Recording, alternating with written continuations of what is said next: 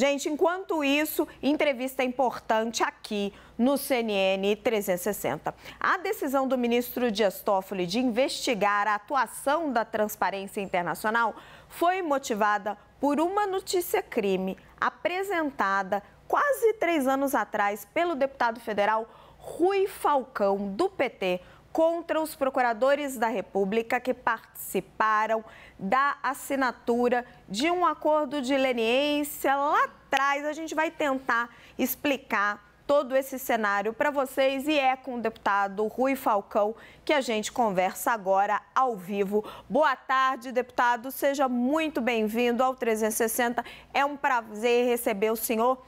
Deputado, essa notícia-crime que o senhor colocou, ela é de 3 anos atrás. Até onde eu entendo, quero que o senhor explique melhor, ela não tinha nada a ver com o processo específico da JF. Causou incômodo que as duas coisas tenham sido misturadas? Não, veja, por que essa ação ela é de 2021? E por que é no STJ e por que demorou tanto tempo? Porque havia um conluio dentro da Operação Lava Jato. Isso cada dia está mais claro com a cassação do deputado Deltan Dallagnol, com quase o processo em andamento de cassação do senador Sérgio Moro, ex-juiz venal parcial, que condenou uma série de pessoas, forçando delações, forjando provas, estabelecendo busca de informações, passando por fora da legalidade, por exemplo, obtendo informações na Suíça de forma informal. Então, isso levou à anulação não só do julgamento viciado do presidente Lula, como também de empresários e de outros políticos que hoje estão buscando seus direitos. Então, foi nesse contexto que nós achamos que a presença da Transparência Internacional, uma organização internacional, um evidente desvio de função, dando assessoria para a constituição e distribuição de um fundo que seria resultante de acordos de leniência feitos por uma série de empresas. Não fazia menção a essa ou aquela empresa nesse momento. Então, o senhor está falando de um contexto lá de trás, certo? Que depois sim, a gente pode discutir mais profundamente, deputado. Eu estou perguntando de agora. O ministro Dias Toffoli usa o seu pedido para falar do acordo da JF. Veja, não só da JBS, ele faz menção a várias operações, a Sepsis, a Greenfield, mas aí por que chegou ao presidente Toffoli? E essas perguntas devem ser dirigidas a ele. Eu, como deputado com dever de fiscalização, encaminhei uma denúncia ao STJ. O STJ, por entender que havia pessoas com direito a foro especial, no caso os procuradores da Lava Jato, remeteu a minha ação para o ministro Toffoli. E o ministro Toffoli, à luz dos fatos que estavam sendo averiguados, pede agora que se investigue.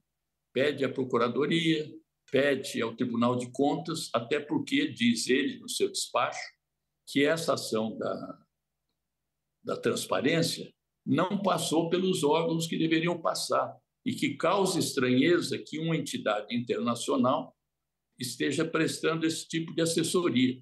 Pouco importa se ela diga agora, não, mas eu não ganhei nada, eu não distribuí nada. Mas basta o contato, basta o projeto para que haja essa investigação. O resultado da investigação depende aí dos órgãos judicantes agora e investigadores, não é mais meu papel. Eu fiz ação, tinha elementos para isso.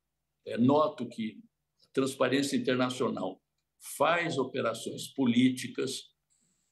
Quero lembrar que... Deputado, mas só, desculpe interromper o senhor, mas só para esclarecer um ponto.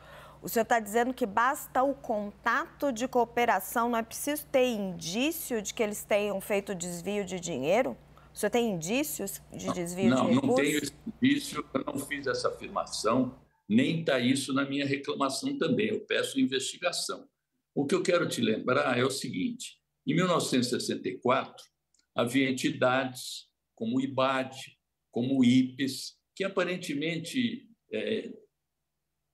think tanks, entidades com financiamento internacional, foram patrocinadores do golpe de 64, entre outros. E aqui no Brasil, não me recordo da Transparência Internacional ter feito rankings, está preocupado com a corrupção no governo Bolsonaro. E essa avaliação que ela fez agora, recentemente, sobre o governo Lula, é altamente viesada, altamente interessada em provocar desgaste num governo que está se iniciando, que está justamente procurando remexer muito de corrupção que aconteceu no governo anterior, inclusive a corrupção da justiça feita pelo juiz Sérgio Moro e outros que, em nome de combater a corrupção, corromperam a justiça brasileira, fazendo com que a nossa justiça, nosso sistema de justiça, fosse, inclusive, reprovado no exterior. Então, essa foi a minha iniciativa. Deputado. Agora, o que vai acontecer daqui para frente é a investigação que o ministro Dias Toffoli está solicitando ao Tribunal de Contas, à PGR, e isso, se eu for eventualmente chamado a prestar esclarecimentos para um desses órgãos, levarei lá os elementos que lastrearam a ação que foi patrocinada pelos advogados. Deputado, Pedro Venceslau tem uma pergunta para o senhor. Deixa eu só completar o nome dos dois advogados, que é importante. É o Marco Aurélio de Carvalho e o Fernando Ideu. Foram os dois deputados que, com muita competência, fizeram essa representação que eu assinei. Pois não, Pedro, estou aqui à sua disposição. Deputado, como é que o senhor avalia esse argumento da Transparência Internacional de que eles, nessa consultoria que fizeram à PGR, orientaram justamente o Ministério Público a não manejar recursos do Caixa da União referentes aos acordos de leniência? Eles dizem que a orientação deles foi justamente no sentido contrário. E alegam também justamente isso que o senhor falou, que não há nenhum indício que eles tenham recebido esse dinheiro nos acordos de leniência. E esse dinheiro estaria onde agora? Estaria no caixa do Ministério Público Federal? Não é uma pergunta a ser respondida. O que foi feito com esses recursos que já foram repassados para o Ministério Público Federal? Essa é uma boa pergunta a ser feita num desses órgãos. Eu não disse que não havia indícios, né? Eu não tenho esses indícios, mas há um processo de investigação sobre o próprio trabalho de assessoria que lhes cabe esclarecer. Eu parto sempre do princípio da presunção de inocência e parto sempre do princípio que as pessoas têm direito ao contraditório, ao devido processo legal, embora, no nosso caso, isso não tenha sido assegurado. Mas eu acho que a transparência tem tempo, tem condições de esclarecer, já que ela está sendo investigada nesse momento. Pedro, você quer fazer mais uma pergunta? Gostaria de fazer uma pergunta sobre a CCJ. O senhor está concluindo o seu mandato na Comissão de Constituição e Justiça, uma das mais importantes da Casa. Que balanço que o senhor faz e como é que está a sua sucessão? É provável que o nome do PL assuma o cargo? Já tem definido quem vai ser esse nome? Bom, eu vou dizer que foi um balanço positivo, não por qualquer tipo de capotinismo. Tem aqui os dados quantitativos e qualitativos para demonstrar. Foram 2.276 relatorias designadas, 1.631 proposições apreciadas, das recebidas foram 1.727, 64 reuniões realizadas. Nós introduzimos aqui uma coisa que não tinha, parece elementar, devia ser assim, reuniões começando com hora certa e terminando com hora certa, consulta a todos os líderes partidários para montar a pauta, votamos projetos importantes, votamos projetos de emenda constitucional, estou agora concluindo o relatório escrito para apresentar a todos os deputados. Aguardamos aqui o presidente Arthur Lira marcar a data para a reunião de quem vai me suceder.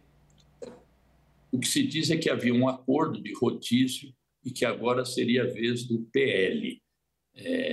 Havia uma tendência de ser a deputada Caroline Detoni, mas não sei se efetivamente vai ser ela. Depende aí de uma conversa, se efetivamente for o PL, quem ele vai indicar. Normalmente, as pessoas indicadas, há sempre um acerto entre as várias comissões, ou seja, o PT vota no candidato do PL na CCJ, para que o PL vote no PT na Comissão de Fiscalização e assim por diante. É um xadrez que o presidente da Casa monta, construindo acordos entre os vários partidos para então começar o trabalho das comissões. Eu quero crer que depois do Carnaval nós vamos ter essa reunião do presidente Lira com os líderes para encaminhar a montagem das comissões. Não há reeleição, o regimento da Casa não permite a reeleição nem da mesa diretora, nem das comissões. A mesa diretora, como você sabe, tem mandato de 2 anos e as comissões, mandato de 1 ano. Nós conversamos com o deputado federal Rui Falcão. Deputado, agradecemos muito a sua presença aqui, Pedro e eu, no CNN 360.